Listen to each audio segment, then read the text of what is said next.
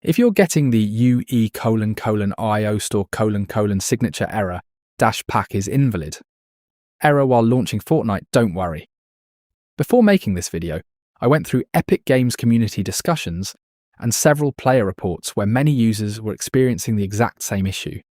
Some players said the error appeared after a Fortnite update, while others encountered it after the game crashed or shut down unexpectedly. After reviewing those discussions, I found a few solutions that were recommended repeatedly and helped many players get back into the game. So in this video, I'll show you the methods that have worked for the community. Make sure you watch until the end because the fix that works for one person may be different from the one that works for you.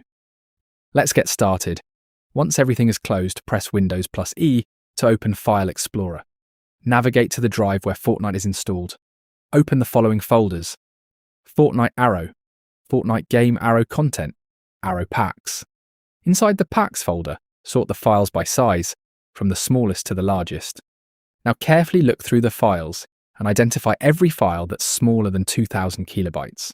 According to many community reports, these unusually small .pack files are often incomplete or corrupted, which can trigger the pack is invalid error when Fortnite starts.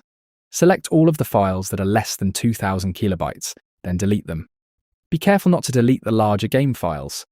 Only remove the files that match this condition. Once you've deleted those files, open the Epic Games launcher again. Go to your library, locate Fortnite, click the 3 dots next to the game, and select Manage. Now click Verify. Epic Games will scan your installation, detect the missing or corrupted files, and automatically download fresh copies. Depending on your storage speed and internet connection, this process may take several minutes, so let it finish completely. After verification is complete, launch Fortnite again and check whether the error has been resolved. Hopefully, one of these methods helped you fix the UE signature error. -pack is invalid error.